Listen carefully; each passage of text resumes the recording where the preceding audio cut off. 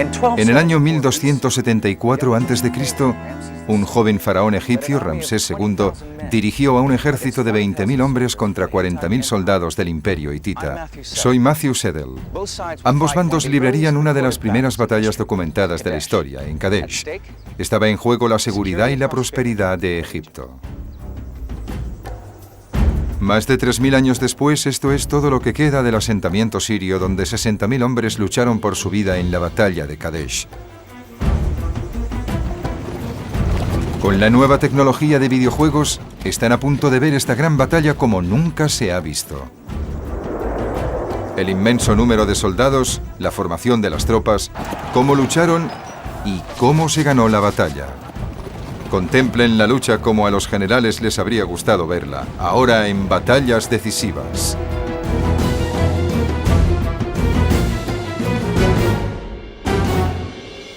Batallas decisivas. Hace 3.000 años, en el año 1274 a.C., Siria era un importante cruce de caminos, donde las rutas comerciales occidentales se encontraban con las orientales. La madera, el oro y las especias del este se cambiaban por el cobre y el latón del oeste. Siria había sido un campo de batalla a lo largo de gran parte de su historia. Era punto de encuentro de 3 continentes. No podía defenderse sola, ni constituir por sí misma un gran estado. Así que siempre era el objetivo elegido de las superpotencias de la época. Al sur estaba el poderoso Egipto, al norte el emergente imperio hitita. La ciudad de Kadesh estaba situada en la misma frontera de los imperios egipcio e hitita. Tanto Ramsés como los hititas querían apoderarse de Kadesh, porque esta ciudad controlaba importantes rutas comerciales terrestres. Permitía el acceso hacia el sur desde el imperio hitita o hacia el norte desde Egipto. Durante casi 200 años, los egipcios y los hititas habían luchado por conseguir el control del centro de Siria. El feudo de los hititas se encontraba en las tierras altas de Anatolia, en la actual Turquía. Egipto era un reino del desierto, totalmente dependiente de la extensión de tierra fértil junto al río Nilo y que sobrevivía gracias a las inundaciones anuales. Egipto estaba gobernado por el faraón, que era como un dios en la tierra. Fue el primer estado centralizado de la historia. En realidad era bastante aislacionista respecto a otras potencias. Los extranjeros eran considerados inferiores y se tenían bajo control. En el año 1482 a.C., el faraón Tutmosis III había vencido a los hititas en la gran batalla de Megido. Pero la mayoría de las confrontaciones eran a escala mucho más pequeña y las grandes contiendas militares eran poco frecuentes. En 1279 a.C., Ramsés II, de 25 años, se convirtió en faraón de Egipto. Ramsés II es un personaje totalmente fascinante y dejó su huella por todo el Nilo. Era famoso por inscribir su nombre en todo, por levantar monumentos y por esculpir estatuas. Incluso se conserva su cuerpo, así que sabemos muchas cosas sobre Ramsés. Conocemos su aspecto físico porque su momia se ha conservado. Era alto para un egipcio, 1,70 m, y podría haber sido pelirrojo, como resultado del matrimonio de algún antepasado suyo con alguien de origen asiático. Ser faraón era algo incomparable. Eras un semidios, no eras solo un ser humano. A la vez eras el hombre más rico del mundo y el más poderoso. Ramsés ya tenía gran experiencia militar. Cuando era un joven príncipe, había luchado junto a su padre, Seti, en Libia y Siria. Seti había capturado la ciudad estratégica de Kadesh, pero esta había vuelto a manos hititas. Si se apoderaba nuevamente de Kadesh, demostraría que era un gran guerrero, tan grande como su padre, y además tendría acceso a las rutas comerciales entre Oriente y Occidente. Ramsés era un hombre joven para quien el horizonte no tenía fronteras. Decidió hacer lo que su padre no había podido lograr. Iba a conseguirlo. Poseía toda la ambición propia de la juventud. Ramsés II era un hombre joven con mucha ambición. No solo quería ser faraón, quería ser el faraón más importante que hubiera existido y existiría. Quería que los dioses supieran que él era el faraón más grande de todos los tiempos. El rey hitita Muwatalli, por su parte, tampoco llevaba mucho tiempo en el trono. Y se enfureció cuando Ramsés afirmó que iba a recuperar Kadesh, porque consideraba que le pertenecía. El padre de Muwatalli y el padre de Ramsés, Seti, habían luchado entre ellos. Ahora sus hijos resolverían definitivamente la confrontación. Muwatalli buscó tropas en todo su imperio y reunió uno de los ejércitos hititas más grandes jamás visto. 2.500 carros y 40.000 soldados de infantería. Creo que lo que hace que Kadesh sea tan interesante es que se enfrentaron dos personajes que pensaban ambos que eran invencibles. La estrategia de Ramsés no constituyó sorpresa alguna. Sus planes para capturar Kadesh se discutieron abiertamente en la corte egipcia. Si Ramsés II hubiese tenido televisión, se habría presentado en ella para decir: voy a capturar Kadesh y a echar a los hititas de Siria. No tengo ninguna duda de que las noticias que llegaban de Egipto le daban a Muwatalli una idea del carácter impaciente del joven faraón. Solo tenía 25 años. Creía que podía realizar cualquier empresa. Era impetuoso, no tenía paciencia. Muwatalli debía de estar frotándose las manos diciendo: bien, sabemos cómo enfrentarnos a este tipo de impetuosos. Las batallas siempre tenían lugar durante la primavera y el verano para que los ejércitos no carecieran de suministros. Los ejércitos de esa época se constituían en base a la infantería y a los carros. Los conductores de carros eran como los pilotos de cazas de la actualidad, los mejores soldados de la época. Ser conductor de carro era como ser piloto de pruebas o algo así. Era una tarea que los hombres querían hacer y que daba prestigio. Se podían conseguir grandes recompensas. Las mujeres se sentían atraídas por estos conductores. También tenían que abastecer y mantener sus propios carros y caballos. El carro era una importante arma de asalto, diseñada para penetrar entre las líneas de la infantería enemiga. Era al mismo tiempo una plataforma de tiro móvil, pues además del conductor llevaba a un arquero. Las dos armas principales del conductor eran la lanza, diseñada para atacar de cerca cuando el carro estaba rodeado de enemigos, y el arco. Hay un relato que habla de un faraón egipcio que usaba un arco que preparó y disparó, y sus flechas atravesaron un objetivo de cobre puro.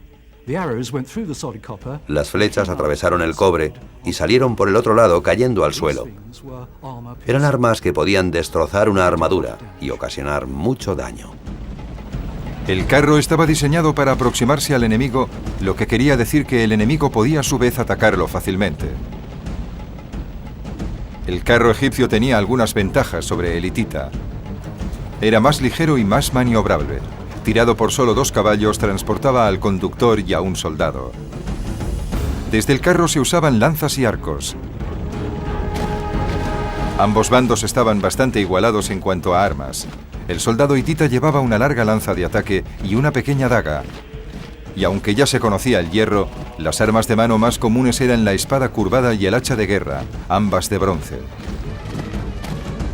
Los hititas representaban una fuerza formidable, pero no asustaban a Ramsés, que les llamaba afeminados a causa de su largo pelo. A mediados de abril del 1274 a.C., el ejército egipcio se reunió en la ciudad de Pi-Ramsés, en el delta del Nilo. El país debió sentirse aliviado, porque eso era lo que se esperaba que hicieran los faraones, que reunieran grandes ejércitos, demostraran la superioridad de Egipto y desfilaran triunfalmente. Desde allí tenían un mes de marcha hasta el campo de batalla en la llanura de Kadesh. El resultado glorificaría o destruiría al joven faraón y decidiría el futuro de Egipto.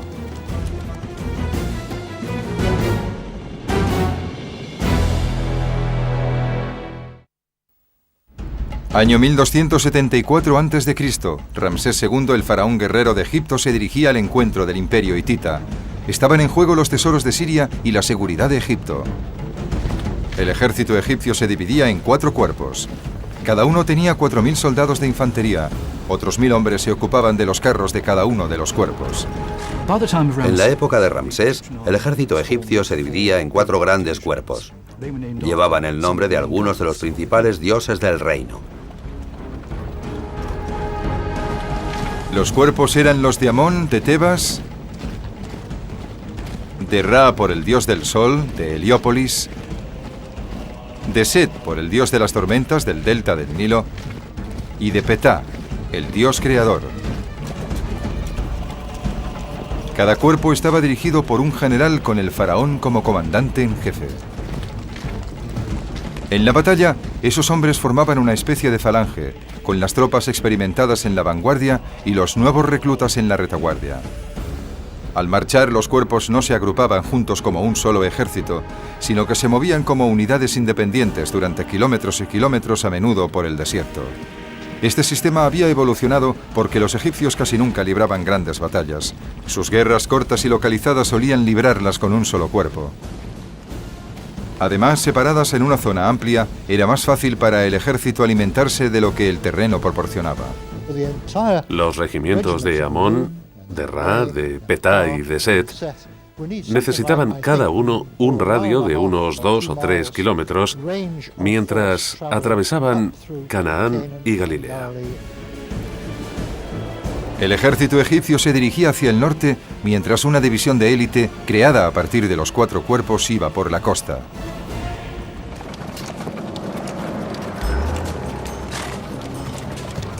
A finales de mayo, Ramsés estaba a solo una jornada de camino de Kadesh. Dirigía el cuerpo de Amón, que llevaba una ventaja de bastantes kilómetros sobre el resto del ejército. Poco después del alba levantó el campamento y partió para llegar a la ciudad al anochecer. Aunque los dos soberanos sabían que la batalla iba a librarse, ninguno de ellos sabía exactamente cuándo comenzaría ni dónde se encontraba el ejército enemigo. Esa misma noche los soldados de Ramsés encontraron a 2 beduinos que, al ser preguntados sobre el ejército hitita, dijeron que no lo habían visto. Cuando Ramsés supo que los hititas no estaban cerca, creyó que sus mejores deseos se habían hecho realidad. Allí estaba Kadesh, podía entrar y tomarla. Ramsés se sintió aliviado. Tenía tiempo suficiente para que sus hombres comieran y descansaran y esperar la llegada de los otros cuerpos. Montó su tienda y se sentó en un trono de oro. Pero le aguardaba una gran sorpresa. A la mañana siguiente, sus hombres capturaron a 2 exploradores hititas que al principio se negaron a hablar. Pero tras un duro interrogatorio fueron llevados ante Ramsés y confesaron la verdad. El ejército hitita no estaba a días de distancia. Eran más numerosos que la arena a orillas del río y estaban esperando tras una colina cercana. Ramsés quedó horrorizado. Los hititas estaban tan cerca que podían atacarle y él solo disponía de un cuerpo de tropas. 5.000 egipcios contra Muwatalli y sus 40.000 hititas. El hecho de saber lo que ocurrió a continuación es lo que hace que la batalla de Kadesh sea tan importante. Esta batalla es la más antigua confrontación bélica documentada que podemos reconstruir con total precisión. Un poema de la época del faraón contiene un relato de la campaña de Kadesh, y los muros de aquí, del Ramesseum en Luxor, están cubiertos de escenas de la contienda.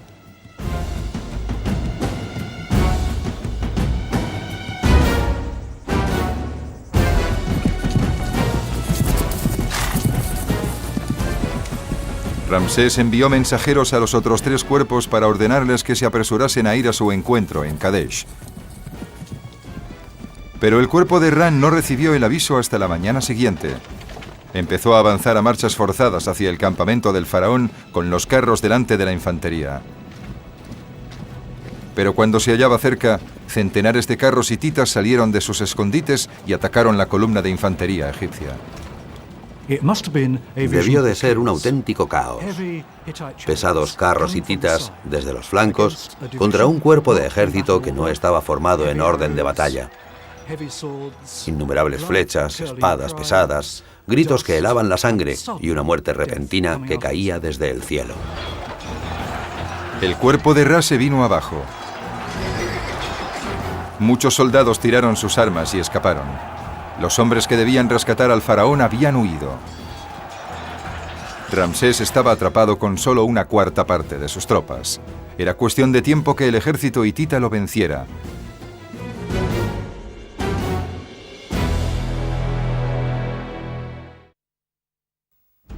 Año 1274 a.C., el faraón egipcio Ramsés II luchaba contra el imperio hitita por el control de Siria.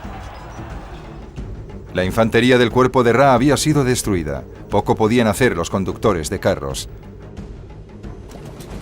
Entonces vieron a otro grupo de carros hititas que se dirigía directamente hacia el campamento de Ramsés. Corrieron para avisar al faraón y llegaron justo antes que los hititas. Ramsés permanecía en su tienda, gritando a sus generales, echándoles la culpa y buscando soluciones a la situación, cuando se produjo una repentina llegada de carros egipcios, seguida de 2.500 carros hititas, que provocó el pánico en el campamento. Los carros hititas chocaron contra la infantería egipcia y comenzó una sangrienta lucha. El avance hitita hacia el campamento se vio frenado por las tiendas y por todo el material. Los carros chocaban entre sí en ese espacio tan reducido. Había sangre y polvo. Se produjeron saqueos, porque los objetos de oro y plata egipcios eran muy valiosos en Oriente Próximo. Los carros estaban atrapados en un enorme caos. Y todavía peor, los conductores de carros hititas, impacientes por atacar el campamento egipcio, se habían adelantado a la infantería. Esta doblaba en número a los soldados egipcios, pero se hallaba lejos de la batalla. Los arqueros egipcios empezaron a disparar sobre la masa de carros. Los soldados egipcios arrastraban a los hititas fuera de sus carros agarrándoles por el pelo y los degollaban. La matanza fue larga y brutal. Ramsés logró tomar el mando. Dirigió los carros egipcios restantes fuera del campamento, ordenando que se colocaran en forma de arco para contraatacar a los hititas. Solo podía hacer dos cosas. Una era esperar a que aparecieran los refuerzos. La otra era atacar directamente las líneas hititas y demostrar así que no tenía miedo. Ramsés era ingenuo, estaba equivocado en muchas cosas, pero era un hombre valiente. Rezó al dios guerrero que identificaba con su padre y le rogó que no le abandonara en ese crucial momento. Después atacó. La suerte decididamente estaba al lado de Ramsés. Justo entonces llegaron los carros de la división de élite que venían por el camino de la costa y se unieron a la batalla. Se habían adelantado, dejando atrás a la infantería. Ramsés pasó de estar en una posición de clara desventaja a disponer de tropas de élite en la lucha, que desconcertaron a los hititas, pues no conocían su presencia en la zona. De repente, el escenario de la batalla cambió por completo, porque los hititas no tenían ni idea de cuántas tropas egipcias más había en los alrededores. Los grupos de carros hititas estaban exhaustos y caían destrozados por las potentes flechas de miles de arcos egipcios. Los carros egipcios eran más ligeros, más rápidos y más estables que los de sus enemigos. Manteniéndose fuera del alcance de las lanzas hititas, arrojaban ráfaga tras ráfaga de flechas contra los apretados carros enemigos. Los egipcios podían disparar flechas, pero los hititas no podían maniobrar y resistir. Fue una auténtica matanza. Cada vez que los hititas intentaban atacar a los egipcios, tenían que retroceder ante sus flechas. No podían hacer otra cosa que escapar. Su retirada se convirtió en una huida hacia la seguridad.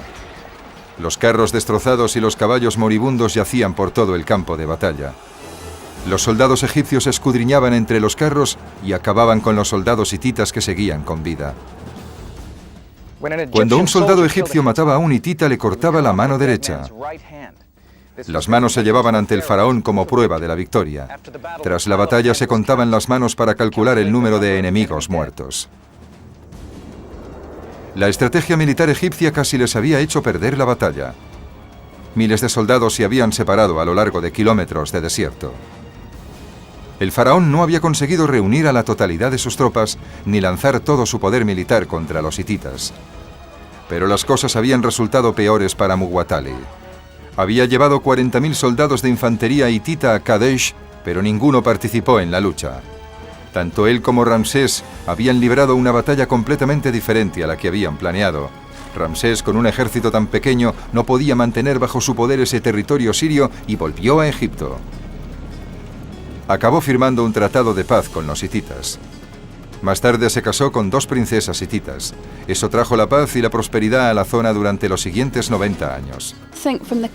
Creo que a partir de las inscripciones de la batalla de Kadesh, podemos saber que Ramsés se apartó de la mitología, dejó de ser un semidios y se convirtió en un hombre asustado en un campo de batalla que logró salir de esa situación tan peligrosa. Si los hititas hubieran vencido, toda la zona de Palestina habría caído en su poder. Muchas partes de la Biblia están relacionadas con Egipto. No habríamos tenido nada de eso. Ni siquiera tendríamos la Biblia tal y como la conocemos. Puede que se hubiese escrito en hitita. Ramsés gobernó durante casi 70 años más, dándole a Egipto un período de estabilidad poco corriente. Durante su larga vida tuvo 200 mujeres, 96 hijos y 60 hijas. Continuó teniendo suerte. Durante su reino el Nilo se desbordaba regularmente, trayendo buenas cosechas. Pero en el 1274 a.C. se ignoraba todo eso. Ramsés sabía que la batalla de Kadesh había supuesto un hito importante para hacerlo posible. El joven faraón se había ganado una gran reputación y había sabido proteger las fronteras de Egipto. No deseaba que su pueblo lo olvidara. Ordenó que en los muros de su templo, aquí en Luxor, en el Ramesseum, se esculpieran escenas de la batalla. Actualmente, más de 3000 años después, la gente llega de todo el mundo para leer aquí la historia de Ramsés y la batalla de Kadesh.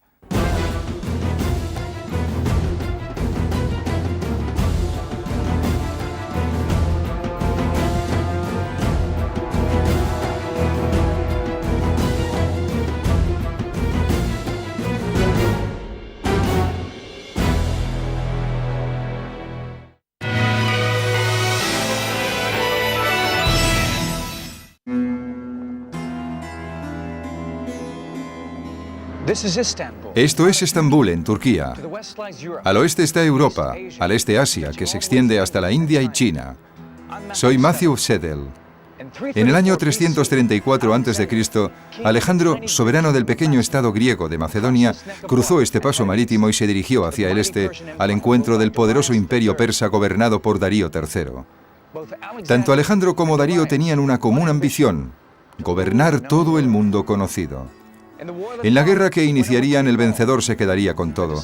La batalla decisiva se libró 3 años después, el 1 de octubre de 331 a.C., en la polvorienta llanura de Gaugamela. Con la nueva tecnología de videojuegos, están a punto de ver esta gran batalla como nunca se ha visto. La gran cantidad de soldados, las formaciones de las tropas, cómo combatieron y cómo se ganó la batalla.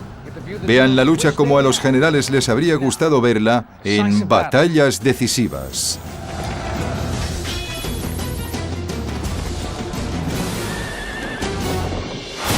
Batallas Decisivas. Gaugamela. Los acontecimientos que condujeron a esta gran batalla se iniciaron muy lejos de las polvorientas llanuras de Persia. En el año 356 a.C., el rey de Macedonia, Filipo, y su mujer Olimpia tuvieron un hijo que llamaron Alejandro. Filipo era el rey más poderoso de la Grecia de entonces, pero le resultaba muy difícil mantener unidos los diferentes estados. Contemplaba la guerra contra el viejo enemigo griego, Persia, como una forma de unir Grecia y de obtener el poder. Pero Filipo tenía problemas domésticos. Teniendo ya 6 esposas, en el 337 a.C. se casó con la séptima, una joven adolescente llamada Cleopatra. Olimpia se puso furiosa porque temía que su hijo Alejandro nunca llegara a convertirse en rey. Al año siguiente, el 336 a.C., Filipo fue asesinado. Se sospechó que el asesinato había sido organizado por Olimpia, pero tal y como ella deseaba, su hijo Alejandro, de 20 años de edad, heredó tanto el trono de Filipo como su ambición por conquistar Persia. Creo que Persia simbolizaba para Alejandro el dragón que debía matar. Era como el saqueo Troya multiplicado por 100. El imperio persa era inmenso, pues abarcaba Turquía, Irak, Irán, Afganistán y el norte de la India. Pero su gran dimensión solo animó a Alejandro. Era un personaje insaciablemente curioso que quería contemplar las tierras que había más allá de Persia y el océano que se creía que rodeaba Europa y Asia en los confines del mundo entonces conocido. Alejandro era a la vez un cazador y un conquistador, y su ambición no tenía límite. Su primera tarea era vencer al imperio persa de Darío III. La segunda, recuperar los territorios del antiguo imperio persa, del que había oído hablar y que se había extendido hasta el Hindu Kush, que actualmente es Pakistán. El tercer objetivo era alcanzar el límite que los griegos creían que era el océano. Quería seguir adelante hasta llegar al océano oriental.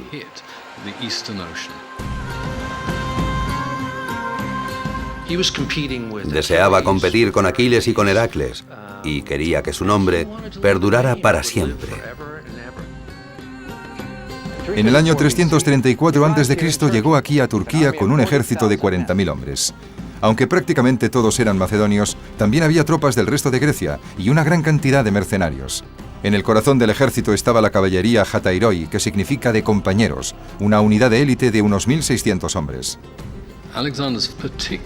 La contribución personal de Alejandro fue dirigir en persona esta gran fuerza de caballería, tarea que hacía desde los 18 años. Así que las tropas sabían que su líder no estaba allí solo por ser el hijo del rey anterior, sino porque era uno de los mejores jinetes de todo el ejército.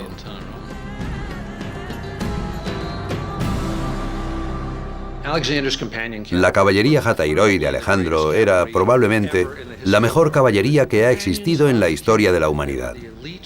Eran compañeros del rey, la élite de Macedonia que podía llamar a Alejandro por su nombre, y eran sus amigos. Los persas enviaron a su vez un ejército para hacer retroceder a ese joven advenedizo al otro lado del Helesponto. Las dos fuerzas se encontraban junto al río Gránico. Alejandro condujo a la caballería al otro lado del río. Se dirigió directamente hacia Mitrídates, el yerno de Darío, hundiéndole la lanza en la cara y matándole instantáneamente. Dos generales persas atacaron a Alejandro. Uno le abolló el casco con un golpe de espada, pero Alejandro logró terminar con él. El segundo general le atacó con un hacha, pero al levantarla, uno de los compañeros de Alejandro le cortó el brazo a la altura del hombro. El resto de la caballería y la infantería macedonias cruzaron rápidamente el río, haciendo huir a los persas.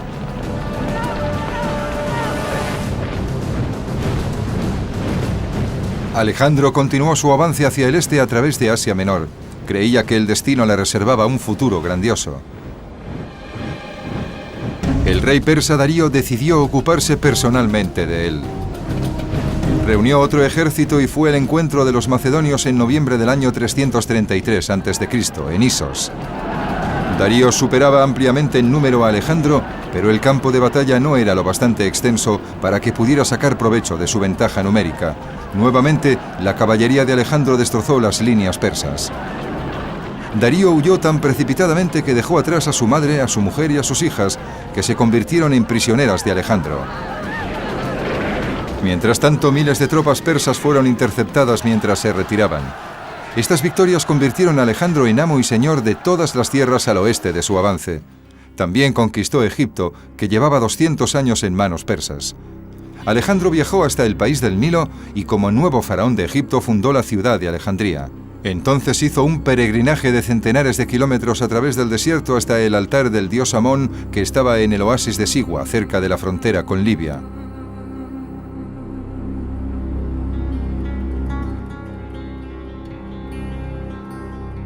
Las preguntas que se le hacían a Amón se respondían a través de un sacerdote. Alejandro le preguntó: ¿gobernaré el mundo entero?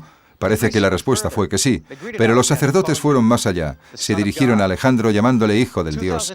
2000 años después de su peregrinaje por el desierto, seguían existiendo monedas griegas con la representación de Alejandro como dios carnero. Aquellos que le conocían aseguraron que Egipto le había cambiado. Él creía que se había vuelto divino e invencible. En julio del año 331 a.C., su ejército estaba listo para avanzar hacia el este, hacia el corazón de Persia. 3 meses más tarde cruzó los ríos Éufrates y Tigris. Darío, que había aprendido de su derrota en Isos, le esperaba en la llanura de Gaugamela, nombre que significa la casa del camello. Darío escogió luchar allí para poder usar su caballería y sus carros a pleno rendimiento. Lo arriesgaba todo para poder detener a Alejandro definitivamente, ya que si éste derrotaba a su ejército, todo el imperio persa quedaría en manos de un nuevo líder, Alejandro Magno.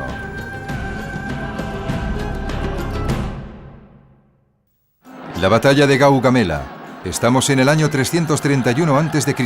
Alejandro Magno lucha contra el ejército de Darío de Persia. Está en juego el control de Asia desde el Mar Negro hasta la frontera de la India. El ejército de Darío era una fuerza enorme de unos 250.000 hombres, cifra 5 veces superior al ejército de Alejandro. Curcio Rufo, historiador de la época, escribió que el ejército persa reptaba por el desierto. Al frente iba la caballería, procedente de todas partes del imperio. A continuación estaban las tropas de infantería de élite, conocidas por el nombre de inmortales, porque nunca dejaban que fueran menos de 10.000 hombres. 10.000 lanceros, 30.000 soldados a pie y 400 caballos reales. 600 mulas y 300 camellos llevaban el tesoro del rey, que en la actualidad valdría más de 3.000 millones de dólares. En comparación, el ejército de Alejandro era burdo e improvisado, y sobre todo mucho más pequeño, unos 40.000 soldados de infantería y 7.000 de caballería. Pero era un ejército que confiaba en su líder Alejandro, que a la cabeza de su caballería Hatairoi dirigía desde primera línea. Los macedonios eran como una fraternidad. Cada día comían juntos, cenaban juntos, se comportaban como hermanos, primos, tíos. Todo el mundo estaba emparentado con todo el mundo por matrimonio o por consanguinidad. Alejandro adoraba a esos soldados y ellos, a su vez, le adoraban. La llanura de Gaugamela era un terreno adecuado para librar una batalla con carros, pero Darío fue un paso más allá, haciendo nivelar la tierra para formar pistas para los carros. Iba a ser una batalla monumental, el tipo de confrontación para el que se entrenaban los persas. Las grandes dimensiones de este campo de batalla permitirían que Darío enviase todas sus tropas a luchar y que pudiera utilizar su ventaja numérica para aplastar completamente a Alejandro. Uno de los objetivos clave de Darío era romper el grupo de lanceros de la falange. Darío tenía un plan. Utilizaría carros segadores que eran como carros normales pero dotados de largas cuchillas afiladas en las ruedas, capaces de cortar las piernas a un hombre o las patas a un caballo. Se lanzaban a toda velocidad hacia los grupos de infantería con el fin de romper las filas enemigas y así crear huecos para su propia caballería e infantería. Sabemos cómo desplegó Darío su ejército porque tras la batalla se capturaron sus instrucciones escritas. En el flanco izquierdo se hallaban las caballerías bactriana y escita de las estepas asiáticas. Su trabajo consistía en detener la carga de la caballería Hatairoi. Darío preparó meticulosamente Gaugamela para poder situar una gran cantidad de caballería pesada en el flanco izquierdo, para que Alejandro tuviera que luchar contra una fila tras otra de sus experimentados jinetes.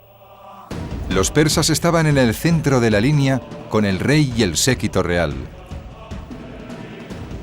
Delante de Darío estaban los elefantes portadores de equipaje y otros 50 carros. El flanco derecho lo componían tropas de Siria, Mesopotamia y el Golfo Pérsico y 100 carros segadores.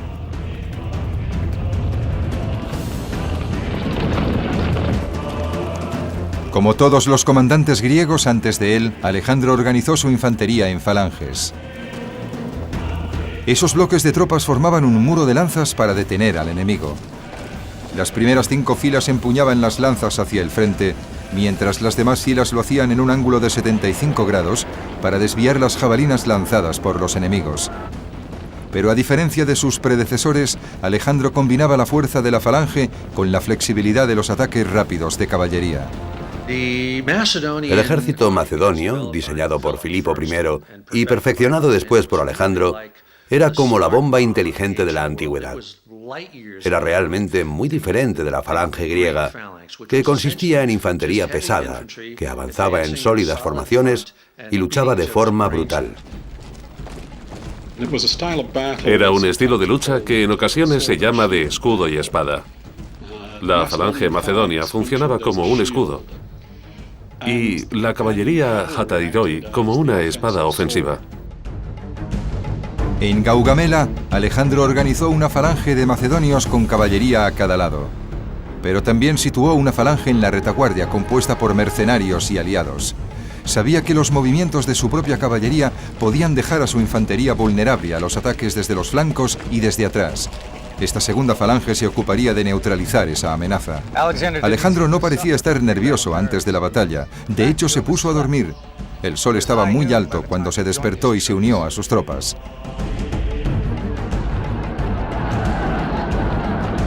Los dos ejércitos avanzaron en línea de batalla. Darío tenía el terreno a su favor. La amplia llanura era perfecta para desplegar su infantería, muy superior en número, y su caballería. Los persas quintuplicaban las fuerzas de Alejandro. Para evitar que le superaran por los flancos, Alejandro dirigió su caballería a la derecha, hacia el final de la línea persa. La caballería de Darío se movió en la misma dirección para no perder de vista a sus oponentes. Estas maniobras fueron ventajosas para Alejandro, ya que alejaron a ambas fuerzas lejos del terreno que el emperador persa había preparado para sus carros. Darío se dio cuenta de lo que estaba ocurriendo y ordenó el avance de su flanco izquierdo. Para evitar que le rodearan, Alejandro cargó entonces contra los persas. Lo que Alejandro buscaba en sus batallas era ante todo una abertura en la formación enemiga. En cuanto la encontraba, dirigía una carga de su caballería, Hatairoi, directamente hacia ese hueco.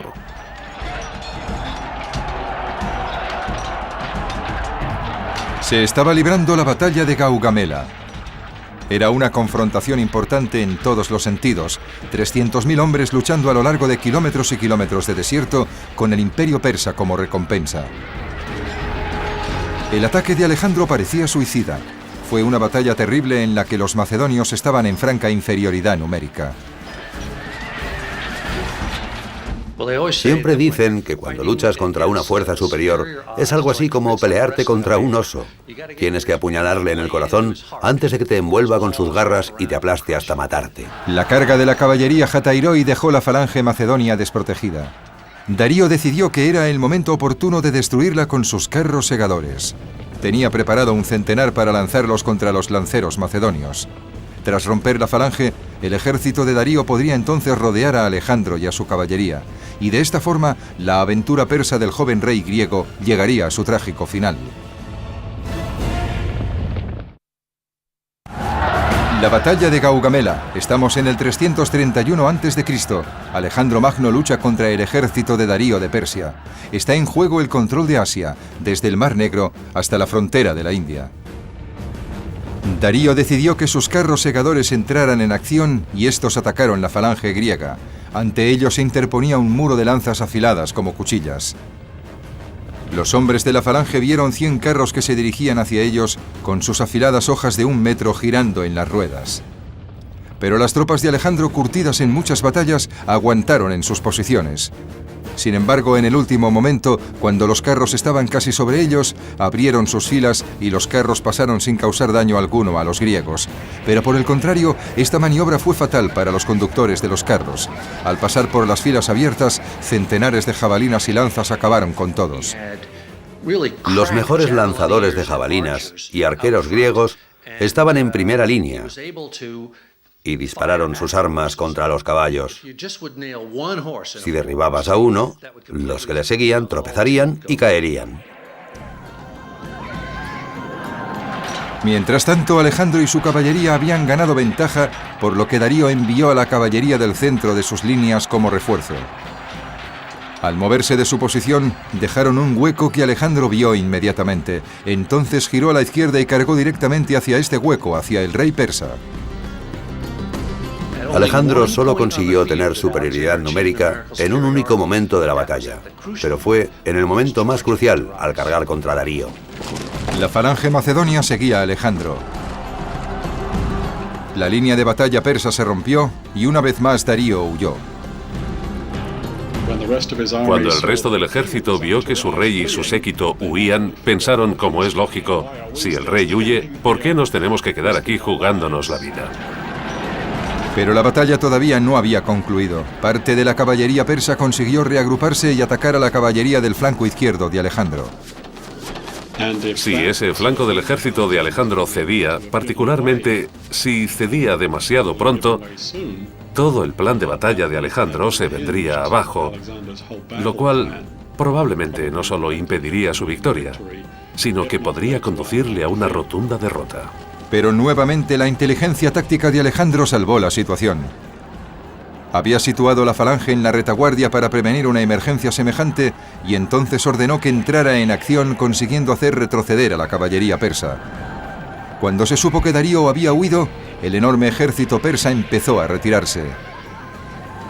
En ese momento todo el ejército macedonio se puso a perseguir a los persas. Darío lo había abandonado todo al huir para poder salvar su vida. En Isos había dejado a su mujer y a sus hijas. Esta vez en Gaugamela dejó grandes cantidades de tesoros y armas e incluso su propio carro real. Pero consiguió escapar. Las cifras de bajas sabidas en batallas antiguas normalmente eran más propaganda que hechos reales. El historiador griego Arriano decía que Alejandro había perdido solo 100 hombres, mientras que Darío había perdido 300.000. Aunque eso sea evidentemente una terrible exageración, los persas debieron sufrir un número de bajas muy considerable. El ejército persa perdió muchos hombres cuando emprendió la retirada. Durante los siguientes 9 meses, Alejandro perseguiría a Darío, pero nunca más ambos líderes se volvieron a ver con vida. Darío murió apuñalado por uno de sus propios generales y fue abandonado junto al camino mientras agonizaba. Alejandro encontró al rey muerto y lo envolvió en su propia capa. Mandó ejecutar a los asesinos de Darío y celebró un funeral real en su honor. Gaugamela fue la victoria más importante de Alejandro, porque destrozó la hasta entonces organizada resistencia del imperio persa. Tras Gaugamela, la trayectoria de Alejandro fue imparable. Él y sus compañeros del pequeño reino de Macedonia arrasaron Persia. Un año después llegaron a Afganistán. 4 años más tarde cruzaron la cordillera del Hindu Kush e invadieron el norte de la India. Alejandro estaba cumpliendo la profecía de los sacerdotes de Amón. Estaba cerca de convertirse en el amo de todo el mundo conocido. En el 323 a.C., Alejandro volvió a Persia. Una noche asistió a una bacanal. De repente se puso a gritar, quejándose de un dolor que era como una lanza en el pecho. Cayó presa de la fiebre. Estaba apenas consciente cuando le preguntaron a quién legaba su reino. Contestó: al más fuerte. Si alguien merece ser juzgado por los valores de su propia época, y no por los nuestros, es Alejandro. Luchó siempre como un héroe, y nunca fue un general frío y calculador como César o Napoleón. Estaba ahí, en primera línea, sobre su caballo bucéfalo, atacando, y creía que a eso se reducía todo. El 11 de junio murió a los 32 años. Después de todo, no era un dios. Tenía el cuerpo cubierto de cicatrices de sus numerosas batallas. Hasta 8 veces fue herido gravemente y había sido alcanzado por todo tipo de armas, como flechas, espadas, lanzas y jabalinas. Los egipcios le embalsamaron y no le llevaron a su patria, a Macedonia, sino a Alejandría, que llevaba el nombre del mejor comandante que el mundo había conocido. Su imperio no sobrevivió. Ningún hombre fue lo bastante poderoso como para heredar su importante legado. En lugar de ello, se dividió entre sus generales. Nunca más ningún hombre igualaría a Alejandro como conquistador.